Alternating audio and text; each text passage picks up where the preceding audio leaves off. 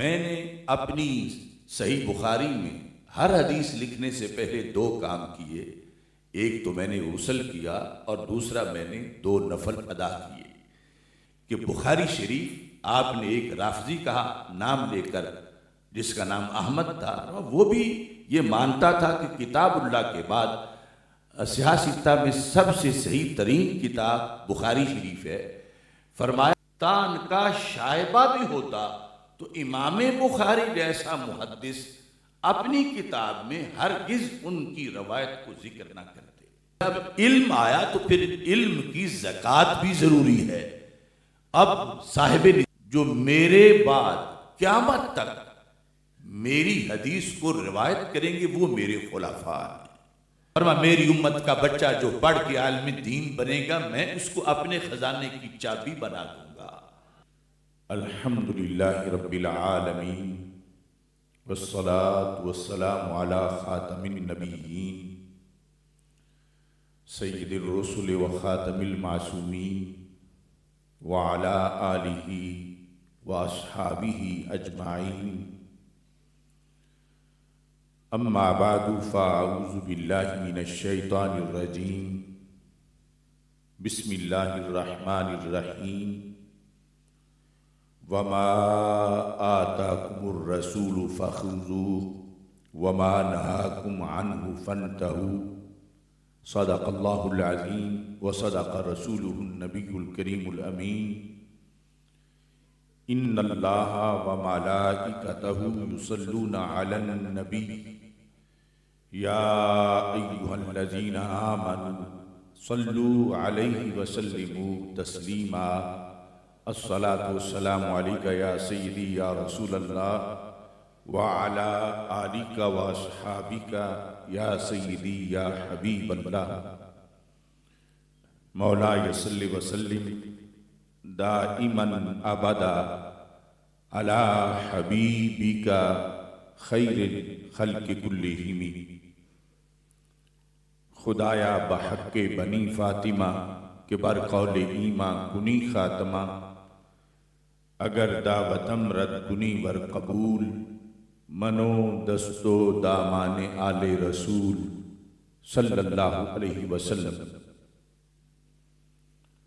اللہ تبارک و تعالی جل جلالہ وعم نوالہ واتم برہانہ وعظم شانہ وجل ذکرہ وعز اسمہ کی حمد و ثنا اور حضور سرور کائنات مفخر موجودات زینت بزم کائنات دستگیر جہاں غم گسار زماں سید سروراں حامی بے کساں قائد المرسلین خاتم النبیین والمعصومین احمد مجتبی جناب محمد مصطفیٰ صلی اللہ علیہ وعلا آلہ واصحابہ وبارک وسلم کے دربار گوہربار میں ہدیہ درود و سلام عرض کرنے کے بعد السلام علیکم ورحمۃ اللہ وبرکاتہ. رب ذوالجلال کے فضل اور توفیق سے کراچی کی سرزمین پر ملک کی عظیم تاریخی درسگاہ جامعہ امجدیہ میں ختم بخاری شریف کے موقع پر ہم سب موجود ہیں. میری دعا ہے رب ذوالجلال اس درسگاہ کو مزید برکتیں عطا فرمائے اور خالق کائنات جل جلالہ شیوخ امجدیہ کے مراقد پر کروڑوں رحمتیں نازل فرمائے. یہ بہت ہی بابرکت تقریب ہے. ابھی ہم سب تھوڑی دیر پہلے استاذ العلماء شیخ الحدیث حضرت قبلہ مفتی محمد اسماعیل ضیائی صاحب زید شرفہ جو اسی دارالعلوم کے شیخ الحدیث ہیں، ان کی زبان سے بخاری شریف کی آخری حدیث پڑھ رہے تھے۔ میری دعا ہے رب ذوالجلال حضرت کا سایہ ہم سب پہ سلامت فرمائے اور خالق کائنات جل جلالہ اس حدیث کی برکات دونوں جہاں میں ہمیں عطا فرمائے۔ بندہ ناچیز اپنی طرف سے اس عظیم درسگاہ کے محتمم حضرت صاحبزادہ محمد ریحان امجد نعمانی صاحب کو ہدیہ تبریک پیش کرتا ہے کہ اس مرکزی دارالعلوم کے اندر بطریق احسن تعلیم و تعلم کا سلسلہ آپ کی قیادت میں جاری و ساری ہے، اور جو عظیم اسلاف کا ایک منہج تھا اس کے مطابق جیسے ماضی میں جامعہ امجدیہ ایک بھرپور کردار ادا کر رہا تھا، اللہ کے فضل سے آج بھی یہ ایک تابناک کردار ادا کر رہا ہے، اور امت کو ایسے رجال تیار کر کے عطا کر رہا ہے کہ جو دور دراز علاقوں میں ملک اور بیرون ملک قرآن و سنت کا پیغام لوگوں تک پہنچا رہے ہیں۔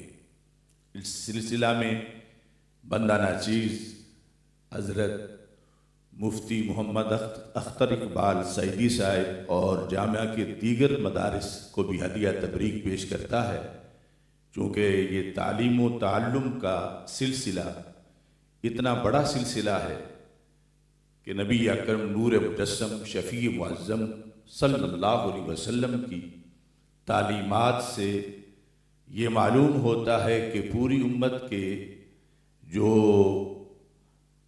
کردار ہیں ان میں یہ ایک ریڑھ کی ہڈی کی حیثیت رکھنے والا کام ہے کہ جس کی بنیاد پر جو دار ارقم اور صفہ سے سلسلہ شروع ہوا، اللہ کے فضل سے آج بھی وہ سلسلہ رواں دواں ہے، اور اس کی وجہ سے سینے علم کے نور سے منور ہو رہے ہیں۔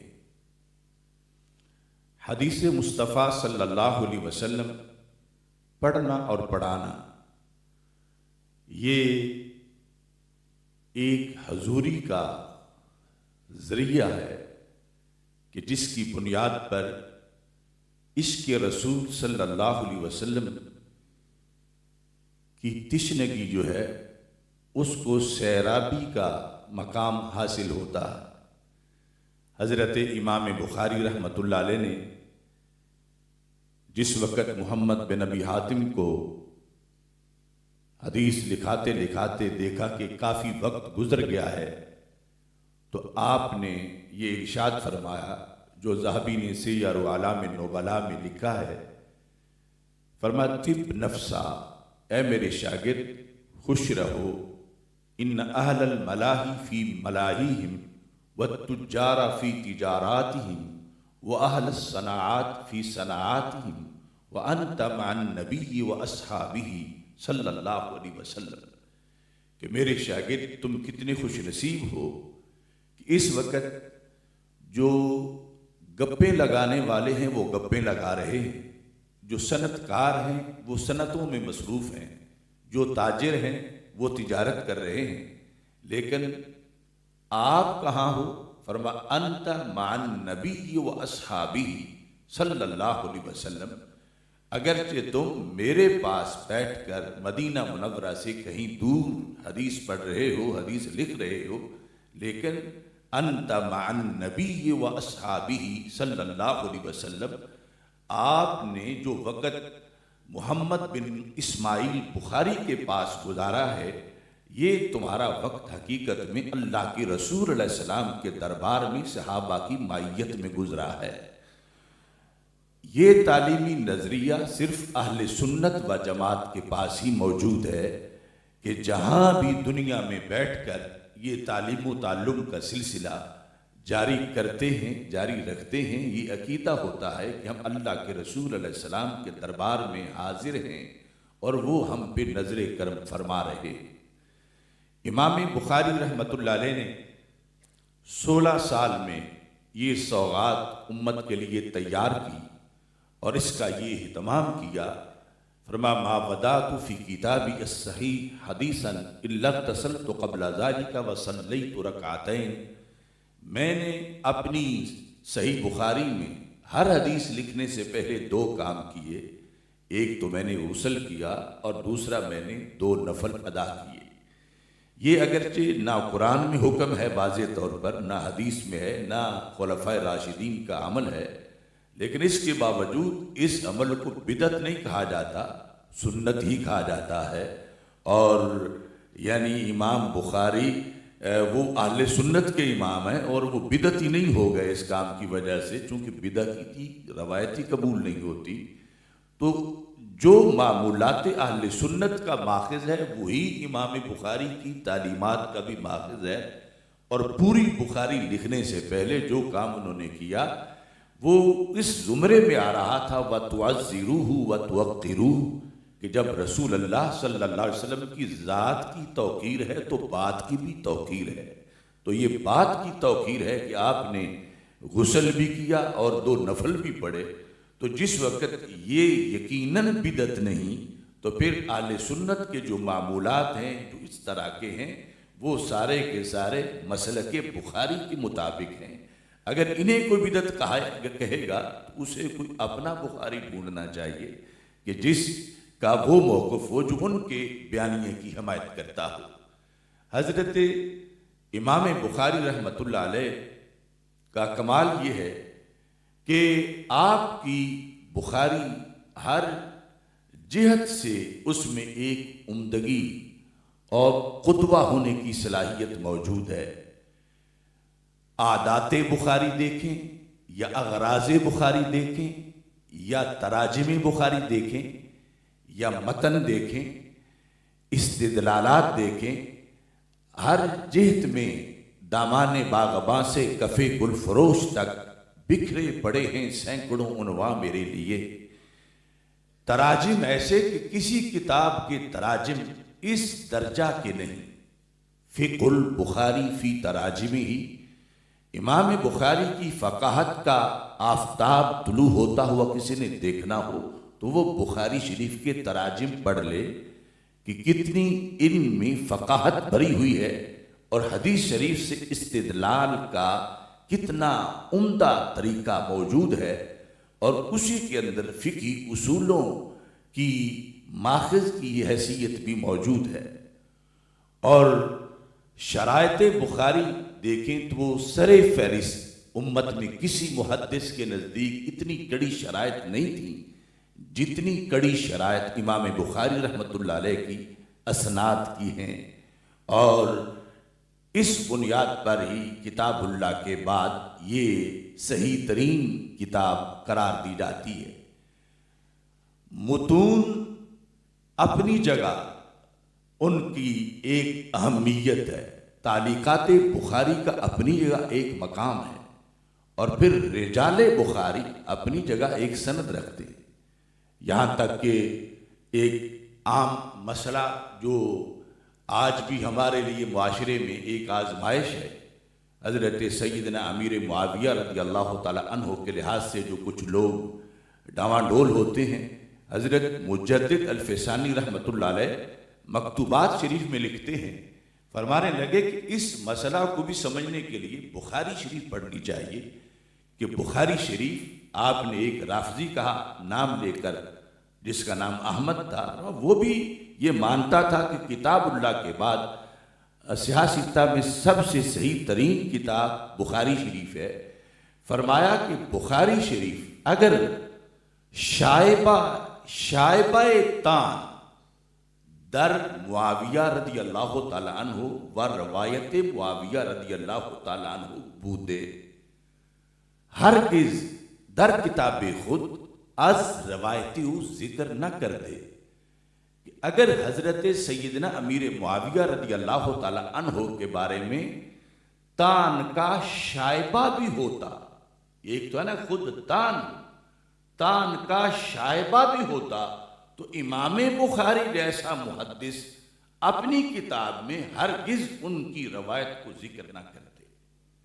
تو امام بخاری کا ان کی روایت کو بار بار ذکر کرنا، اب اس کو حضرت مجدد صاحب جیسی ہستیاں دلیل بنا رہی ہیں کہ امام بخاری نے جب حضرت امیر معاویہ رضی اللہ تعالی عنہ سے روایت لی ہے، اس کو ذکر کیا ہے، تو اب پیچھے کون سی اتھارٹی ہوگی جو امام حضرت امیر معاویہ کے بارے میں مزید تفتیش کرے اور مزید تنقیح کرے. اور یہ فائنل کر دیا حضرت امام بخاری رحمۃ اللہ علیہ نے، اور دیگر جو نقاد محدثین ہیں ان سے حدیث لے کر یہ واضح کر دیا کہ وہاں تان تو کیا شائبہ تان بھی موجود نہیں. امام بخاری رحمۃ اللہ علیہ نے بخاری شریف اول سے آخر تک عقیدے کی بنیاد کو درست کرنے کے لیے لکھی، اور نیت سے شروع کر کے وزن اعمال تک سب کچھ وہ امت کو دیا جس کے نتیجے میں قیامت کے دن عمل کا وزن بنتا ہے. چونکہ اگر عمل میں نیت نہیں اور نیت صحیحہ نہیں، جو عقیدہ صحیحہ پر مرتب ہوتی ہے، تو پھر اعمال کیسے ہیں؟ کسراب بقیۃ یحسبہ الظمآن ماء، وہ ایسے ہی ہے جیسے دوپہر کے وقت صحرا پہ سورج کی کرنیں پڑتی ہیں تو لگتا ہے کہ سمندر ٹھاٹھے مار رہا ہے، قریب جائیں تو ایک قطرہ بھی نہیں ہوتا. تو ایسے ہی کفار کے عمل ہیں، وہ جتنی بھی سماجی خدمت کر لیں تو پہلے نیت اسلام، اور اس کے بعد پورا جو 2 جلدوں میں بخاری شریف کے اندر جو سبق ہے وہ یہ ہے کہ کس وجہ سے عمل کا پھل زیادہ ملتا ہے. عمل بھوسے جیسا نہیں ہوتا، کھوکھلا نہیں ہوتا، بلکہ پہاڑوں جتنا وزن اس کا نیکی کے پلڑے میں نکلتا ہے.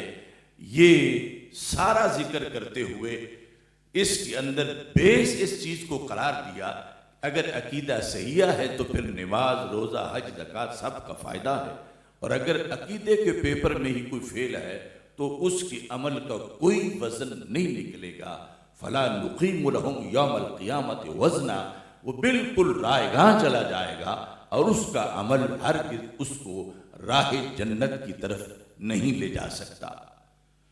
اس کے ساتھ آپ نے خصوصی طور پر امت کو راہ علم کی طرف متوجہ کیا. حضرت عقبہ بن عامر رضی اللہ تعالی عنہ کا یہ قول امام بخاری نے لکھا، فرمایا تعلموا قبل الظانین. وہ صحابہ کے بچوں کو تعلیم دے رہے تھے، تابعین کو تعلیم دے رہے تھے، اور قیامت تک کے مسلمانوں کو پیغام دے رہے تھے. حضرت عقبہ بن عامر، پڑھ جاؤ، جلدی پڑھو، بہت جلدی پڑھو، قبل اس کے کہ ظن کرنے والے حملہ آور ہو جائیں، جو گفتگو اٹکل پچو سے کرتے ہیں، جو اپنی من مانیاں قیاس آرائیاں کر کے حملہ کریں گے دین پر، تم اس سے پہلے پڑھ جاؤ. ملحدین کے الہاتی حملوں سے پہلے تمہیں پڑھ جاؤ، تم پڑھو. یعنی اتنی فکر تھی صحابہ کرام رضی اللہ تعالی عنہم کو اگلی نسلوں کی تربیت کے لحاظ سے. اور حضرت سیدنا عمر رضی اللہ تعالی عنہ کا فرمان امام بخاری رحمۃ اللہ علیہ نے ترجمۃ الباب کے اندر ذکر کیا کہ حضرت عمر رضی اللہ تعالی عنہ فرماتے تھے تعلموا قبل ان تسودوا، پڑھو قبل اس کے کہ تجھے سردار بنا لیا جائے. سیادت، سروری، لیڈری، کسی بھی مقام کی گدی نشینی قبل اس کے کہ تمہیں سربراہ بنا لیا جائے، پڑھ جاؤ. کیوں کہ پھر پڑھنا مشکل ہو جائے گا. پھر وہ جو بڑا پن تمہیں دے دیا گیا وہ رکاوٹ بن جائے گا۔ یہاں یہ قول حضرت عمر رضی اللہ تعالیٰ عنہ کا ذکر کر کے امام بخاری رحمۃ اللہ علیہ نے اپنا بھی قول ساتھ ایڈ کیا، فرمایا وقال ابو عبداللہ وبعد ان تسودوا، کہ حضرت عمر رضی اللہ تعالیٰ عنہ نے فرمایا کہ پڑھ جاؤ قبل اس کے کہ تمہیں سردار بنا لیا جائے، اور اگر ایسا نہیں ہو سکا، اچانک سرداری آ پڑی، ذمہ داری کندھوں پہ، تو پھر سردار بننے کے بعد بھی پڑھو، کیونکہ اس کے بغیر گزارا نہیں ہے۔ اور پھر امام بخاری رحمۃ اللہ علیہ نے حضرت امام ربیعہ رائے رضی اللہ تعالی عنہ ان کا قول ذکر کیا، باب رفع العلم و ظہور الجہل کے اندر، کہ حضرت ربیعہ رائے یہ فرماتے تھے لا ينبغي لأحد عنده شيء من العلم ان يضيع نفسه۔ یہ آج خصوصی طور پر جو دورہ حدیث شریف پڑھ کے ہمارے علماء کرام فارغ ہو رہے ہیں، ان کے لیے سبق ہے، اور ہر عالم کے لیے سبق ہے۔ علم سے جب سینہ خالی تھا تو پھر بندے کی حیثیت اور تھی، جب علم سے سینہ منور ہو گیا تو اب حیثیت اور ہے۔ جو صاحب نصاب نہ ہو اس پر زکوٰۃ نہیں ہوتی، اور جو صاحب نصاب ہو اس پر فرض ہوتی ہے۔ جب علم آیا تو پھر علم کی زکوٰۃ بھی ضروری ہے۔ اب صاحب نصاب بن گئے تو وہ کہتے ہیں لا ينبغي لأحد عنده شيء من العلم، جس کے پاس تھوڑا سا بھی علم ہو، صرف ناظرہ قرآن پڑھا ہے، یسرنا القرآن پڑھا ہے، صرف حفظ کیا ہے، چند سال درس نظامی پڑھا ہے، کچھ بھی جس کے پاس موجود ہے اس کے لیے جائز نہیں۔ کیا جائز نہیں؟ یہ فائل ہے آگے لا ينبغی کا، ان یضیع نفسہ، کہ وہ اپنے آپ کو ضائع کرے، اس کے لیے اپنے تضییع جائز نہیں۔ اب وہ پہلے والا نہیں، علم کے بعد پہلے ضائع ہو جاتا تو اور بات تھی، اب بڑا قیمتی ہو گیا ہے۔ فلا یضیع نفسہ، اب وہ اپنے آپ کو ہرگز ضائع نہ کرے، غافل نہ ہو خودی سے کر اپنی پاسبانی، شاید کسی حرم کا ہے تو بھی آستانہ۔ وہ تو ہر مومن کا ہی بڑا مقام ہے، لیکن والذین اوتوا العلم درجات، جنہیں یہ علم ملا اور پھر اتنا کہ دورہ حدیث شریف تک پڑھ لیا، اب اس کے بعد وہ دکاندار بن جائے یا کاشتکار بن جائے یا دنیا کے کسی کام میں چلا جائے، وہ اور جو ان پڑھ ہیں وہ کریں تو ان کی اور حیثیت ہے، اور یہ سب کچھ پڑھ کے پھر ادھر ہی چلا جائے تو لا ينبغی، یہ اس کے لیے جائز نہیں ہے کہ یہ اپنے آپ کو ضائع کرے۔ فتح الباری شرح بخاری میں ہے کہ کیسے بندہ ضائع ہو جاتا ہے پڑھ کے، اور ضائع نہ کرے تو کیا کرے گا؟ تو پھر ضائع نہیں کرے گا اپنے آپ کو۔ تو سب سے پہلے انہوں نے کہا کہ فلا یحمل نفسہ بدون الاشتغال، کہ اگر پڑھ کے پڑھائے گا، مصروف ہو جائے گا، تو پھر وہ اپنے آپ کو ضائع نہیں کرے گا، اور اگر پڑھنے کے بعد دوسرے کاموں میں پڑ جائے گا تو پھر وہ اپنے آپ کو ضائع کر رہا ہے۔ اب دیکھو، صرف دوران طالب علمی محنت کرنا یہ کافی نہیں، یہ تمہید ہے۔ دو کنویں پانی کے بھرے ہوئے ہوں اور دونوں میں 60 فٹ پانی موجود ہے، لیکن ان میں سے ایک کنواں ایسا ہے جس سے پانی نکلتا ہی نہیں، نکالا جاتا ہی نہیں، وہ ایسے ہی رکا ہوا ہے، اور دوسرا وہ ہے جس سے روزانہ پانی نکلتا ہے۔ تو اب جس سے روزانہ نکلتا ہے کیا اس کا ختم ہو جائے گا؟ نہیں، اس میں سے جتنا نکلے گا اتنا اور آ جائے گا، جس سے نہیں نکلتا اس کا اتنا ہی رہتا ہے، اور وہ پھر باسی بھی ہو جاتا ہے، بد مزہ بھی ہو جاتا ہے، ہو سکتا ہے کہ زیادہ وقت گزرنے کے بعد اس میں معاذ اللہ تعفن بھی آ جائے، لیکن جس سے روزانہ نکلتا ہے، جتنا نکلتا ہے اللہ اتنا اور دے دیتا ہے، اور تازہ بھی رہتا ہے، پھر آگے گلشن بھی آباد ہوتے ہیں، کھیتیاں بھی سیراب ہوتی ہیں۔ یہ ہے وہ مبلغ، وہ عالم دین جو پڑھنے کے بعد چپ سرکار بن کے نہیں بیٹھا، اس نے پڑھایا ہے، اس نے درس دیا ہے، اس نے تبلیغ کی ہے، اس نے مجمع عام میں بھی لوگوں کو پڑھایا ہے، اس نے پھٹی پہ بیٹھ کے بھی کلاس میں بھی لوگوں کو پڑھایا ہے، اس کے اپنے علم میں بھی اضافہ ہوتا رہے گا۔ دوسری طرف کا کنواں وہ 60 فٹ ہی رہے گا، اس کے سینکڑوں 60 فٹ زیادہ اضافہ بھی ہوگا اور آگے فائدہ بھی ہوگا، آگے کئی سینے سیراب ہوں گے، کئی گلشن آباد ہوں گے۔ تو اس بنیاد پر لا ينبغي لأحد عنده شيء من العلم ان يضيع نفسه۔ آپ نے تو بڑے بڑے خزانے حاصل کر لیے، امام ربیعہ کہتے ہیں کچھ بھی علم جس کے پاس موجود ہو اس کے لیے یہ جائز نہیں ہے کہ وہ اپنے آپ کو ضائع کرے، بلکہ وہ اپنی قدر کرے، اور قدر یہ ہے کہ وہ پڑھنے پڑھانے میں مصروف ہو جائے، وہ مدرس بن جائے، وہ جتنا کر سکتا ہے۔ اور یہ تجربے کی بات ہے، اگرچہ وہ پڑھنے کے دوران اس میں کچھ کمزوری بھی تھی، مسلسل پڑھائے گا تو وہ کمزوری بھی دور ہو جائے گی۔ اللہ مزید جس طرح وہ کنویں میں پانی خود بخود نکل آتا ہے، اللہ اس کے سینے کو مزید علوم کا مرکز بنا دے گا۔ دوسرے نمبر پر فتح الباری میں ہے کہ انہوں نے کہا کہ تدیی یہ نفس یہ ہے کہ بندہ نااہلوں کو پڑھائے، اور نفس کو ضائع نہ کرنا اس کا مطلب ہے کہ جو اہل علم ہے، یہ لفظ انہوں نے استعمال کیا، مطلب ہے جن میں قابلیت ہے، جن میں صلاحیت ہے، ان کو پڑھائے۔ اب یہ مقصد تو نہیں ہے کہ جو کن ذہن ہے انہیں داخلہ نہ دیا جائے، مطلب یہ ہے انہیں بھی داخلہ دیا جائے، لیکن ایسے لوگ بھی ڈھونڈے جائیں اور ان کو شوق دلایا جائے۔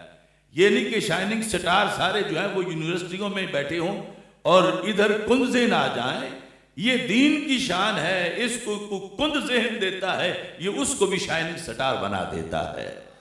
لیکن یہ نیت کا تو پتہ چل جاتا ہے۔ تو یہ فرمایا کہ پھر جو باصلاحیت لوگ ہیں، یعنی جس زمین میں زیادہ جو ہے فصل اگے گی بیج بونے میں، تو وقت زندگی کا تھوڑا ہے، اپنی زندگی ایسے ہی نہ گزار دو کہ تم 60 سال پڑھا کے فوت بھی ہو جاؤ اور کچھ بندے بھی صحیح تیار نہ ہوں۔ تو صحیح جو لوگ ہیں ان کو دیکھ کر انہیں پڑھاؤ تاکہ تمہارا علم وہ آگے نسل در نسل منتقل ہو۔ تو یہ ہوگا کہ تم نے اپنے علم کو، اپنے نفس کو ضائع نہیں کیا، بلکہ اپنے علم کو جو اس اہل تھے کہ ان کو پڑھایا جائے، تم نے ان کو پڑھایا۔ اور تیسرے نمبر پر فرمایا کہ اپنے علم کو ضائع نہ کرو، کہ تمہارے سینے میں علم ہے، تم کہیں کسی ایسی جگہ پہ نظر نہ آؤ جہاں علم کی توہین ہوتی ہے، جہاں علم پہ داغ لگتا ہے۔ تم کسی فلم کے سینما میں اور کسی تھیٹر میں اور کسی کنجر خانے میں اور کسی ایسی جگہ پر جہاں تمہارے تقدس کے شیشے کو ضرب اور کنکری لگتی ہو، کہیں بھی وہاں نظر نہ آؤ۔ تمہاری شان بڑی ہے، تمہارے سینے میں اللہ کا کلام ہے اور رسول اللہ صلی اللہ علیہ وسلم کے فرامین ہیں۔ اگر تم وہیں بیٹھو جہاں عام دنیا دار بیٹھے ہوئے ہیں معاشرے میں، تو پھر تم نے علم کو ضائع کیا۔ اپنے علم کو ضائع نہ ہونے دو، اس کی قدر کرو گے تو تمہاری بھی قدر ہوگی اور مشن کی بھی قدر ہوگی۔ لہذا یہ فرق رکھو کہ عام لوگوں کا اٹھنا بیٹھنا اور طرح کا ہے اور آپ کا اٹھنا بیٹھنا اور طرح کا ہے۔ ان کا کھیلوں میں جانا یا عام موج میلے میں جانا اس کی اور بات ہے، آپ عظیم لوگ ہیں، لہٰذا جس کے پاس امام ربیہ کہتے ہیں علم آیا ہے، آپ وہ دیکھیں کہ اس کی حیثیت کیا ہے۔ وہ اس وقت حوالہ ہے مسلمانوں کی نگاہوں کے سامنے قرون اولیٰ کے مسلمانوں کا۔ اس آج کے معاشرے کے جوان کو وہ دور تو نظر نہیں آ رہا، اسے اسلام کا روپ انہی میں نظر آ رہا ہے جو اس کے سامنے اسلام کے نمائندے بن کے بیٹھے ہوئے ہیں۔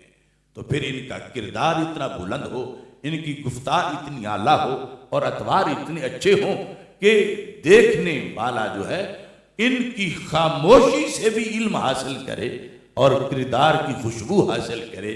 فرمایا جس کے پاس علم ہو وہ پھر علم کو ضائع نہ کرے، بلکہ ایسی جگہ نہ جا کے جہاں علم کی بے قدری ہوتی ہے، بادشاہوں کے دروازوں پر اور آگے پیچھے دور رہ کر فرمایا وہ علم کو قدر دے، جس کی وجہ سے پھر علم آگے مزید معاشرے کے اندر عروج پائے۔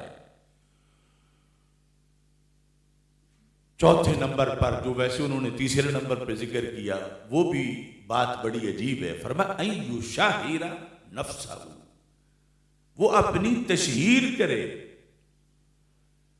ویسے تو تشہیر اور یہ ریا اور یہ ساری چیزیں اس کی کتنی مذمت آئی ہے، لیکن علم جس کے پاس آیا نیت صحیح رکھ کے، اگرچہ یہ بڑا مشکل ہے، وہ لوگوں کو جس علاقے میں جا بیٹھا ہے بتائے کہ میں کیا پڑھا ہوا ہوں، اور اگر اس نے کسی کو بتایا ہی نہیں اور کوئی پڑھنے آیا ہی نہیں اور یہ 40 سال وہاں رہ کے علم سمیت قبر میں جا پہنچا، تو پھر من کان عنده شیء من العلم فلا یضیع نفسہ۔ اب جس طبیب کے پاس دوائیاں ہیں اور وہ ماہر طبیب ہے، وہ ہزاروں بیماریوں کا علاج کر سکتا ہے، مگر معاشرے میں کسی ایک بندے کو بھی پتا نہیں کہ یہ کس بیماری کا معالج اور طبیب ہے۔ ہو سکتا ہے اس کے محلے میں لوگ مر رہے ہوں اور ان کی دوائی اس کے پاس ہے، بس وہ مرنا تو آئی پر ہے، لیکن اگر پتہ چل جائے کہ یہ علاج جو ہم سمجھتے ہیں کہ شاید بیرون ملک جانا پڑے گا، یہ تو ہمارے محلے میں بھی طبیب کے پاس موجود ہے، تو کتنا فائدہ ہوگا۔ اور اگر طبیب ساری عمر یہ دبا کے بیٹھا رہے، بتایا ہی نہیں کہ میں فالج کا بھی علاج کر سکتا ہوں، میں کینسر کا بھی کر سکتا ہوں، تو اس کے پڑھنے کا پھر کیا فائدہ؟ اس واسطے جو عالم شیخ الحدیث ہے، شیخ القرآن ہے، وہ معقولات پڑھا ہوا ہے، وہ اس نیت سے بورڈ لگائے، اشتہار چھپوائے کہ لوگ جہالت کی دھوپ میں کلیاں جو ہیں وہ بالکل ان پر ایک قسم کی موت طاری ہے۔ میرے پاس حیات کا نسخہ موجود ہے، جس کو بھی پیاس لگی ہوئی ہے وہ آؤ میرے پاس پیاس بجھاؤ، تو فلا یضیع نفسہ، وہ چپ کر کے بتائے بغیر کہ میں نے کیا کیا پڑھا ہوا ہے اور میں کیا کیا پڑھا سکتا ہوں اور میں کیا کیا مشکل حل کر سکتا ہوں علمی طور پر، اس کے بغیر ہی وہ 80 سال زندہ رہ کے فوت ہو گیا، تو پھر اس نے علم ضائع کر دیا۔ اسے چاہیے تھا کہ وہ لوگوں کو بتاتا، اور لوگوں کو بھی جنہیں پتا تھا بتاتے لوگوں کو کہ ہمارے محلے میں، ہمارے گاؤں میں، ہماری بستی میں فلاں شخص ہے جو علم دین کا فلاں شعبہ اس کے پاس پڑھا جا سکتا ہے۔ تو اس میں یعنی تشہیر کا بھی باقاعدہ حکم دیا گیا فتح الباری میں کہ ان یشاہر نفسہ، کہ اپنے آپ کو ضائع نہ کرے۔ کیسے ضائع نہ کرے؟ اپنی تشہیر کرے کہ میں یہ علم پڑھا ہوا ہوں دین کا اور میں یہ پڑھا سکتا ہوں، تو لوگوں آؤ میرے پاس پڑھو۔ یہ اس کا اپنا بھی اس کے لیے نامہ اعمال میں نیکی بھر جائے گی اور پھر آگے قوم کا بھی فائدہ ہوگا۔ اور اس بنیاد پر آگے جو حقیقی مشن ہے، جو اصل میں رسول اکرم صلی اللہ علیہ وسلم نے فرمایا تھا فَلْيُبَلِّغِ الشَّاهِدُ الْغَائِبَ، خطبہ دے کر، حتمی پیغام دے کر حجۃ الوداع کے موقع پر فرمایا یہ سلسلہ رکنا نہیں چاہیے۔ کیا ہونا چاہیے؟ فرمایا شاہد جو ہے وہ غائب تک پہنچا ہے، شاہد غائب تک پہنچا ہے، جو اس وقت حاضر تھے فرمایا جو غائب ہیں ان تک آپ نے پہنچانا ہے، اور پھر یہ جو شاہد تھے ان کے سامنے جو شاہد تھے ان کے شاگرد، انہیں حکم تھا اے جو شاہد ہو تم نے غائب تک پہنچانا ہے۔ یہ شاہد غائب، شاہد غائب، شاہد غائب، یہ بس دو لفظوں میں ہی 15 صدیاں گزر گئیں اور دین ہم تک آ پہنچا۔ آج ہم شاہد ہیں، کچھ اس وقت غائب ہیں، اب اس شاہد کے لیے ضروری ہے کہ اس غائب تک پہنچائے۔ ہم سے پہلے کچھ شاہد تھے، ہم غائب تھے، وہ شاہد کردار ادا کر گئے، انہوں نے غائب تک پہنچایا۔ ہمارا کردار یہ ہوگا تو ہم اگلے غائب تک پہنچائیں۔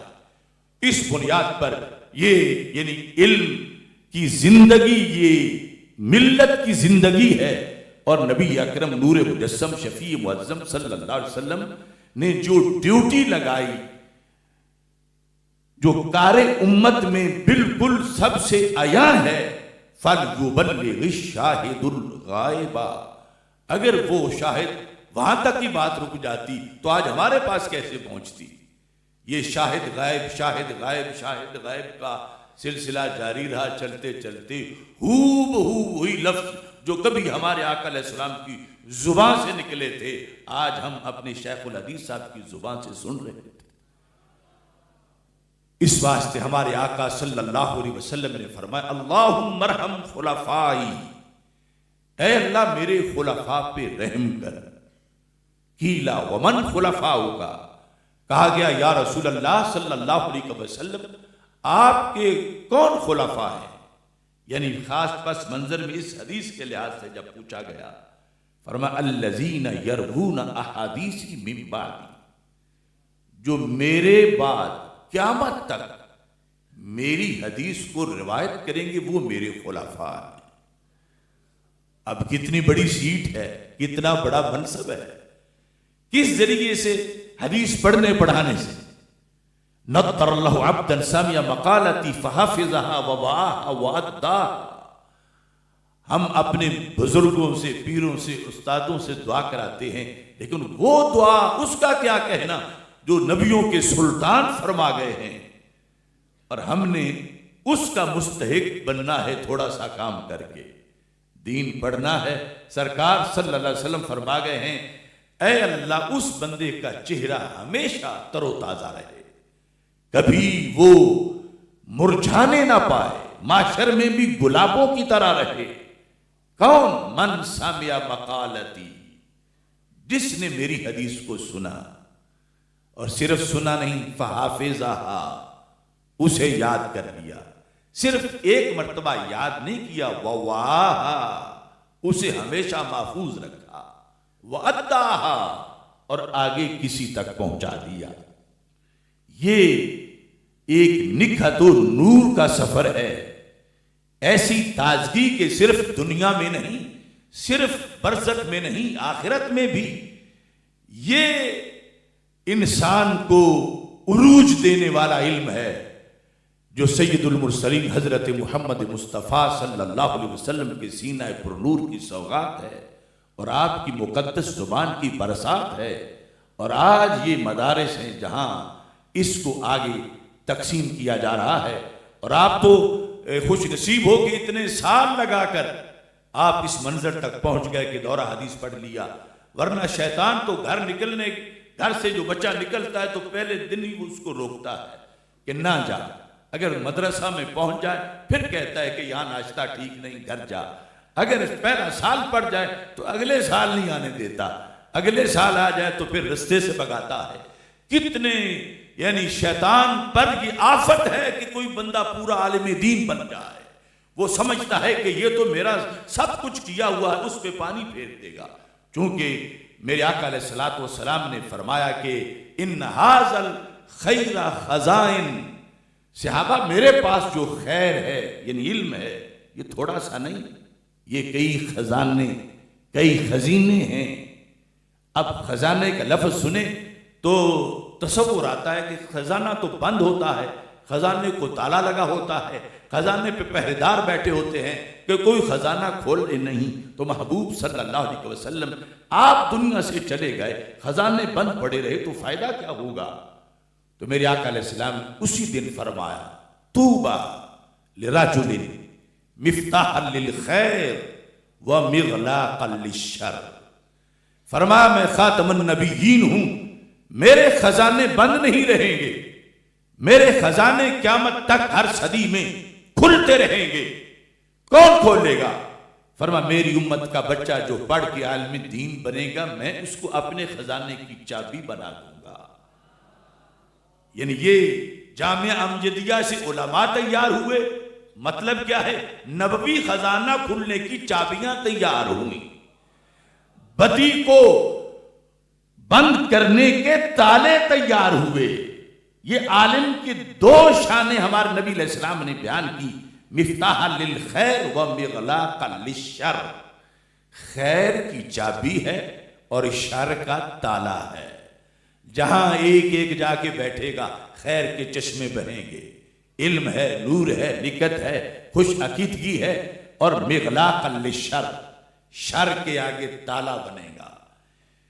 وہاں پہ شراب نوشی ہے، سود ہے، وہاں پہ بدکاریاں ہیں تو آگے یہ تالا بنے گا۔ وہاں پر رافضیت ہے، خارجیت ہے، ناسبیت ہے، قادیانیت ہے، جو کچھ بھی رافضیت ہے یہ آگے تالا بنے گا۔ اس کو رب نے چابی بھی بنایا ہے، تالا بھی بنایا ہے۔ عجیب علم ہے، بچہ کسی کسان کا تھا، مزدور کا تھا، جامعہ امجدیہ میں آیا ہے، اب اس کو سرکار نے اپنے خزانے کا رازدان بنا دیا ہے۔ چابی چھوٹی سی ہوتی ہے مگر تالے کے ساتھ اس کا ایک راز کا بڑا رشتہ ہوتا ہے۔ اس چابی سے اتنا موٹا لوہا تالے کے قریب کرو وہ نہیں بات مانتا، چھوٹی سی چابی اندر جاتی ہے وہ بات مان جاتا ہے، کیونکہ چابی کا راز تالے کے ساتھ ہے۔ جب چھوٹی سی چابی سے تالا کھلتا ہے تو چھوٹے سے تالے سے بڑا سا دروازہ کھلتا ہے، اور پھر چھوٹے سے دروازے سے بڑا ہال کھل جاتا ہے۔ تو میرے آقا علیہ السلام نے فرمایا میرا علم یہ بند نہیں رہے گا، یہ ہر زمانے میں چابیاں تیار ہوتی رہیں گی۔ مبارک ہو چابیوں تجھے، سرکار نے کتنا پسند کیا۔ اور پھر اس بیس پر ہمارے آقا علیہ السلام نے فرمایا یحمل ھذا العلم من کل خلف عدولہ ینفون عنہ تحریف الغالین وانتحال المبتلین وتأویل الجاہلین۔ اپنی گفتگو کو سمیٹنا چاہتا ہوں، فضیلت تو آپ کی آپ کے سامنے رکھی، اب فارغ التحصیل ہو کے کرنا کیا ہے؟ پڑھنا اتنا مشکل نہیں جتنا پڑھ کے نبھانا مشکل ہے۔ یہ تو شہادت گاہے الفت میں قدم رکھنا ہے۔ لوگ آسان سمجھتے ہیں مولوی ہونا، یہ تو آگے پتا چلے گا ہوتا ہے کیا۔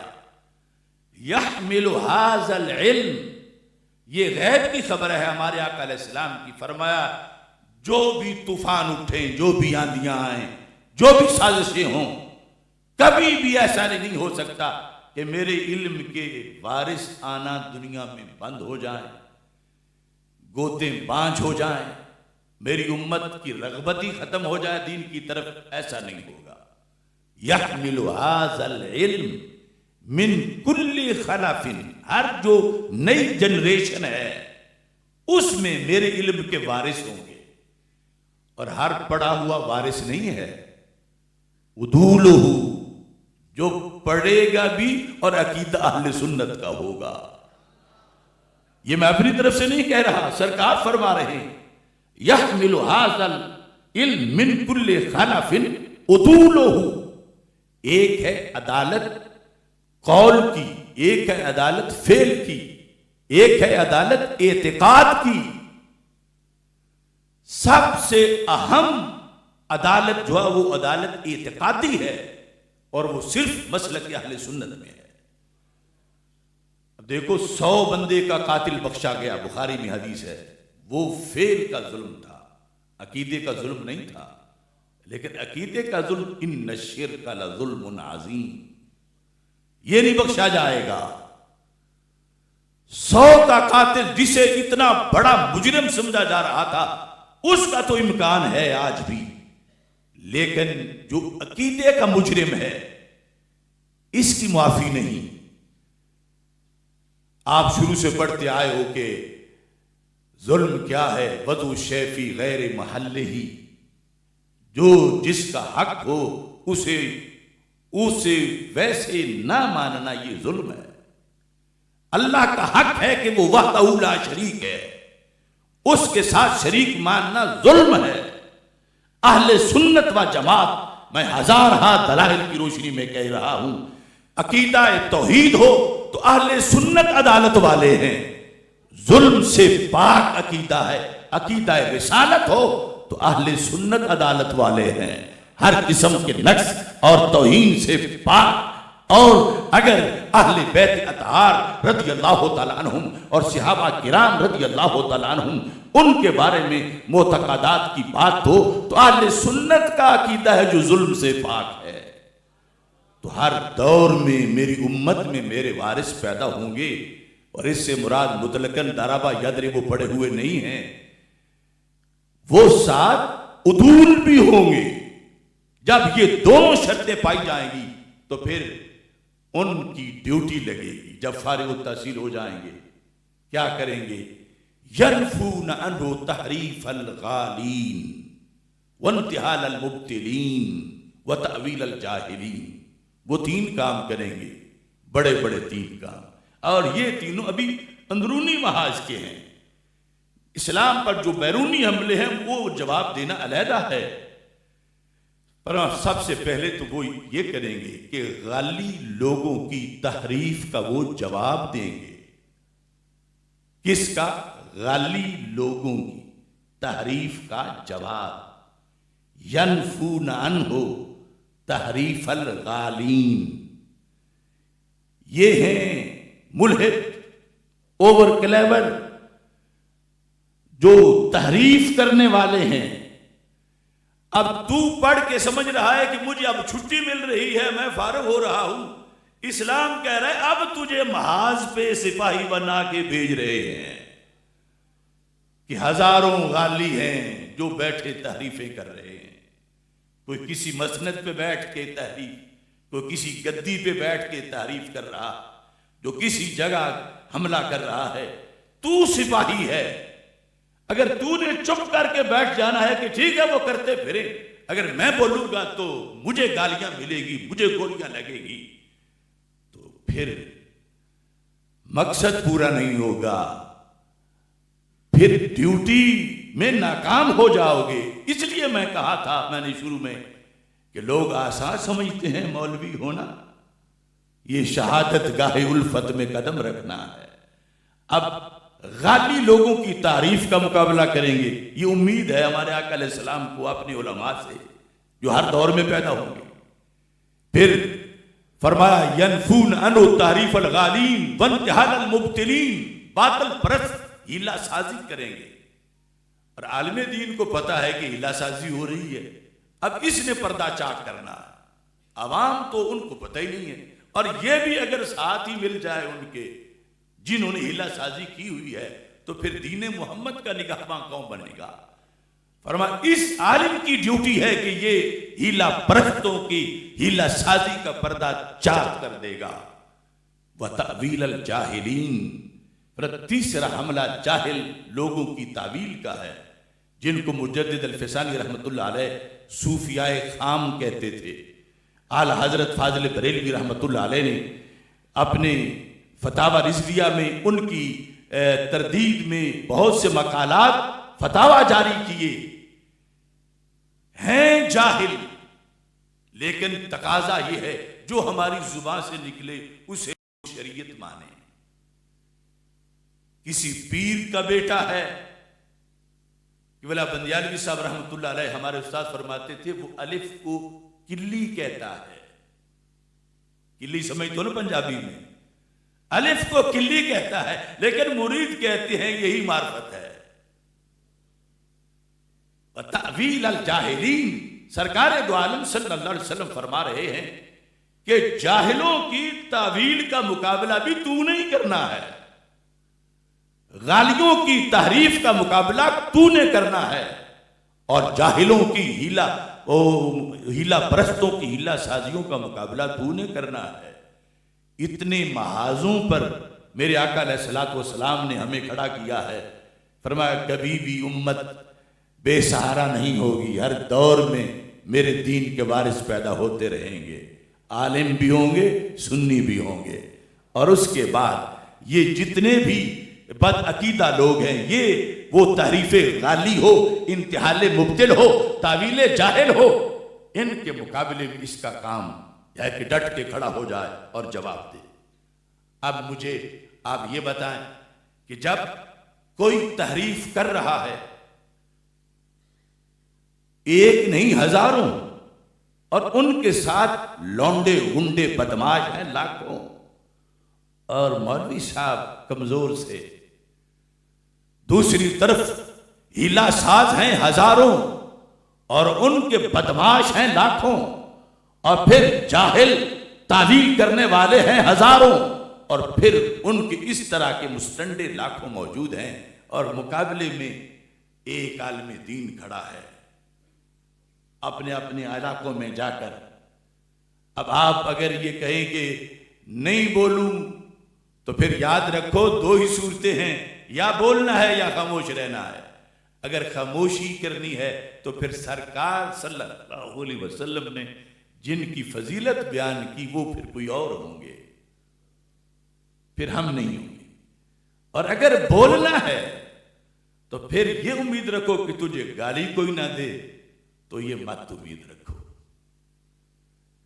اگر گالی کے ڈر سے حق بیان کرنا چھوڑنا ہے تو مطلب یہ بنا کہ اللہ کا تقدس پامال ہوا، لوگوں نے سہون شریف میں علی کو اللہ کہا، تم چپ رہے اس لیے کہ گولی لگے گی، ایف آئی آر کٹے گی، تو مطلب یہ ہوا کہ تمہارا تقدس بڑا ہے، اللہ کو کوئی گالی دے بھی لے تو کوئی بات نہیں، معاذ اللہ۔ اگر ناموس رسالت پر چپ رہے تو یہ ہے کہ ہمیں کو کچھ نہ کہے، ادھر جو کچھ کہتا پھرے، تو پھر کس چیز کا ایمان؟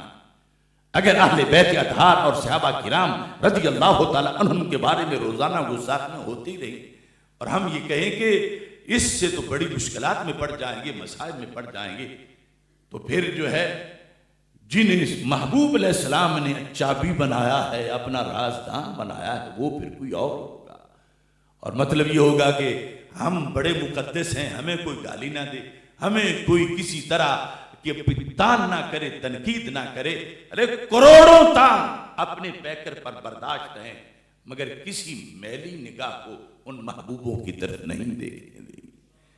یعنی یہ علماء کا یہ مشن ہے، یہ جو نبوی ڈیوٹی ہے جو رسول اکرم صلی اللہ علیہ وسلم نے لگائی۔ اب دیکھو یہ 4-5 سال آپ نے دیکھا آزمائش کیا ہوا تھا؟ ہوا یہ تھا کہ ہمارے مسلک کے لوگ روزانہ اغوا ہو رہے تھے، محلے محلے میں چوریاں ہو رہی تھی۔ جو کارکن ہیں وہ تجھے کیسے معاف کریں گے؟ تو بٹن جلایا، تو ہم نے بھی رب کعبہ کی قسم کوئی جرم نہیں کیا تھا، صرف اللہ اور اس کے رسول علیہ السلام کے کہنے پر بلب جلایا تھا، اور بڑے بڑے حاجی ثناء اللہ پکڑے گئے تھے۔ اور یہ بلب جلانا ہر ایک پر ضروری ہے، یہ فکر رضا ہے۔ سونا جنگل رات اندھیری، چھائی بدلی کالی ہے، سونے والوں جاگتے رہنا چوروں کی رکھوالی ہے۔ تو یہ یعنی فارغ التحصیل ہونا، دستار باندھنا، یہ حلف ہے فکر رضا نبھانے کا۔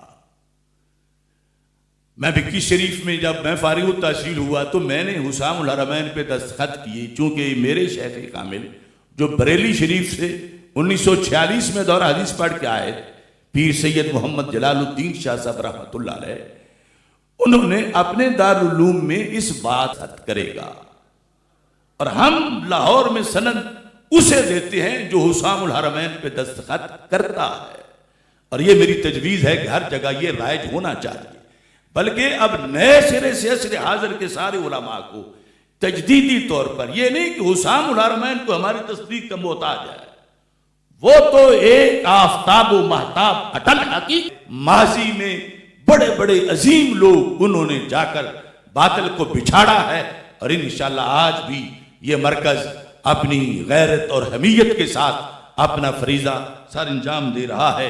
رب ذوالجلال اس کو مزید برکتیں عطا فرمائے۔ وآخر دعوایا ان الحمد للہ رب العالمین۔